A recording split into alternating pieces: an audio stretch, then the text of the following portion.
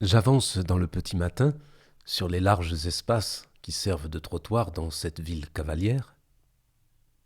Il y a peu de voitures, et le plus souvent ce sont des attelages qui surgissent de la brume dans une féerie de grelots et de couleurs. Ainsi commence le récit que Blanche me fit plus tard de l'étrange aventure du premier jour à Mazars. Quittant l'avenue principale, je m'engage dans les ruelles qui s'ouvrent à ma droite et je marche vers l'extrémité de la ville. Là vivent encore des hommes et des femmes du désert, m'as-tu dit. Lorsque je parviens au bout de la dernière rue, le monde s'ouvre soudain sur l'infini. C'est la plaine aride et sèche, avec tout au fond, à une distance qu'il m'est impossible d'apprécier, le contrefort des montagnes qui émergent des nuages. Au sommet, la neige scintille dans l'air vif, comme si le soleil, qui n'est pas encore sur la terre, brillait déjà là-haut. Je reste immobile, à boire ce paysage.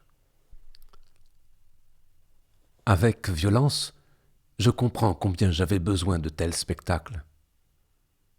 Et je me demande comment j'ai pu vivre si longtemps loin de ce combat que paraissent se livrer là le ciel et la terre. Je comprends aussi ce qui te pousse vers ces zones désolées, de la magie, où les hommes et les bêtes se nourrissent de sable et de vent. Jamais je n'avais ressenti un tel effroi.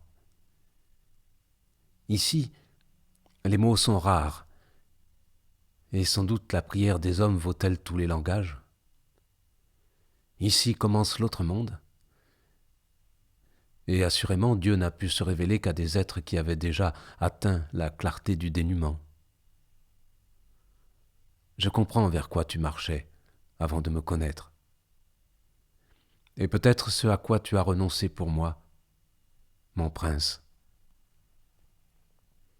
Ainsi, je vaudrais cette merveille? Ainsi ton amour serait à ce prix? Je tremble, mais ce n'est pas de froid. Mon corps s'embellit comme malgré moi. La force est en moi. Partout souffle l'esprit. Je fouille les lointains du regard, y guettant une apparition.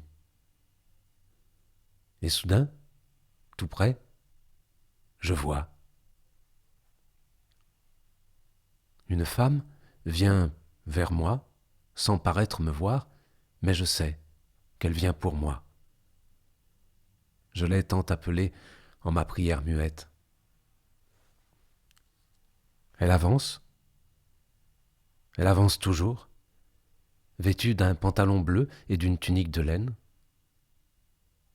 Autour de ses cheveux noirs et descendant jusqu'à sa taille, flotte un long voile également bleu qu'elle retient serré entre ses dents.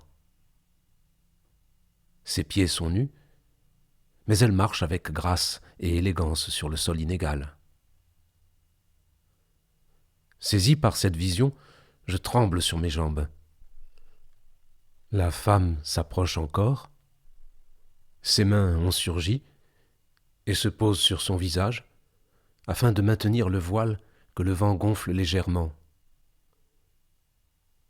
Lorsqu'elle m'atteint, elle libère l'étoffe de sa bouche et son visage apparaît. Elle est jeune, 20 ans peut-être, et ses traits sont doux. Sa peau est blanche et lisse, et sa bouche très fine. Tout en elle respire la beauté la plus primitive. Elle sort de l'au-delà des légendes. Elle arrive de l'autre côté du temps et elle vient délivrer un message. J'interroge ses yeux bleus, mais la jeune femme ne dit rien. Elle a un mouvement de tête pour indiquer l'endroit d'où elle vient, puis elle se détourne avant de reprendre sa marche. Quittant le spectacle du monde qui s'étend devant moi, j'entre dans son sillage et Mazar-i Sharif bascule dans l'éternité. Nous suivons un chemin qui serpente sur la terre aride, évitant les cailloux et les trous. Et la poussière parfois nous monte au visage. Nous approchons d'une grande tente qui a été dressée derrière une barrière rocailleuse qui la met à l'abri des regards. La jeune fille marche toujours, de son même pas léger, et n'a pas prononcé une seule parole. Je suis, envoûté, le balancement de la forme voilée. Devant la tente se tiennent 3 autres femmes qui nous regardent venir sans manifester aucun sentiment. L'une d'elles paraît très âgée. De loin, on pourrait la croire vêtue de haillons, mais en fait ses habits usés témoignent d'une certaine richesse. Elle porte une parure en argent massif sur le front, des bracelets sonores à chaque poignet et aux chevilles. À sa main gauche brille une bague de turquoise.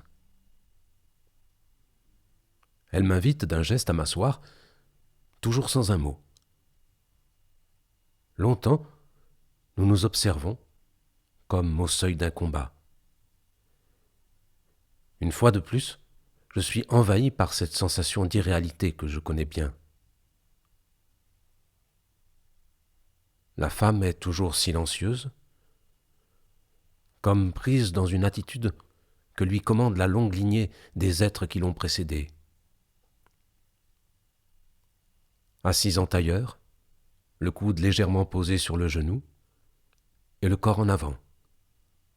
Elle semble à mon écoute, mais je ne peux me décider à parler.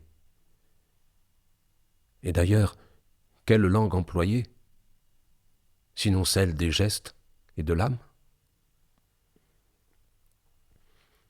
La vieille femme me tend sa main ridée et j'y pose la mienne doucement. Les bracelets ont teinté dans le calme et rien ne peut plus briser la magie qui s'est créée en nous. Ni bête, ni être vivant, ni bruit.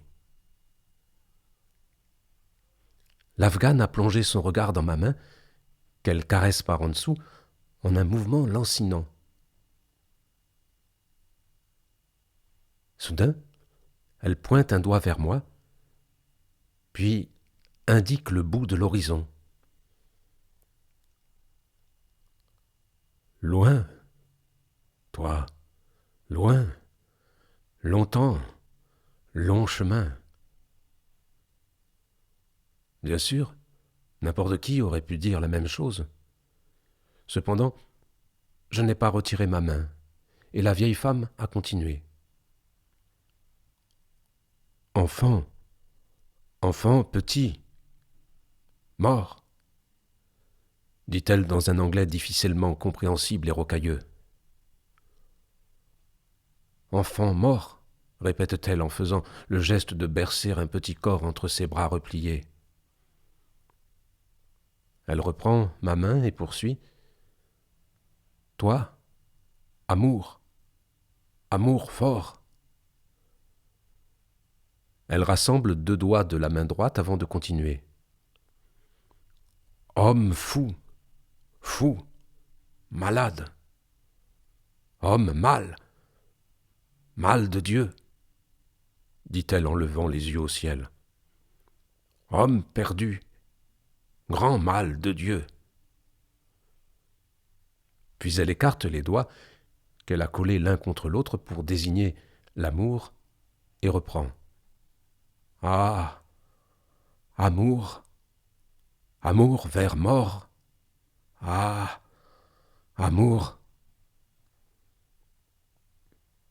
Je n'ose ni ne peux poser une question, à cause de la langue, mais aussi parce que je ne suis plus dans le monde de la parole des humains. La vieille femme continue son discours d'images et me laisse là, prise dans les difficiles réseaux de l'incertitude. Combat, grand combat, guerre de l'amour et autres guerres. La femme, maintenant, glisse la main sous les plis de son voile et en ressort de petits os. Elle les place dans ma main gauche et me fait comprendre qu'il me faut prendre les rênes de mon destin. Je saisis les 5 osselets et les garde longtemps dans ma paume, avant de les jeter sur le tapis entre nous deux. La sorcière, alors, se penche sur le paysage qu'ils forment, longtemps, interminablement. Enfin, elle relève la tête, et je peux y lire une espèce de terreur, mêlée de doute. La femme s'est légèrement retirée en arrière, comme sur la défensive. D'un signe de tête, je l'interroge, mais elle ne semble plus vouloir parler. Elle secoue les épaules, dans un balancement de tout le corps. « Alors ?» La vieille femme continue son manège. Le monde s'est arrêté, le temps ne passe plus, rien ne passe, ni les remords, ni les souvenirs, ni les angoisses qui surgissent de son silence. Je deviens folle. Je jette devant elle un billet de $1, puis un autre, puis un troisième.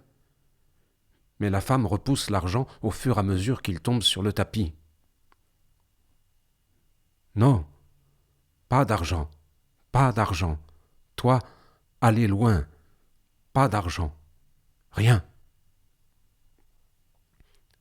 Sans m'en rendre compte, j'avais élevé la voix tout à l'heure, et sur le ciel, à côté de la tente, les silhouettes des 2 femmes qui étaient là auparavant se profilent.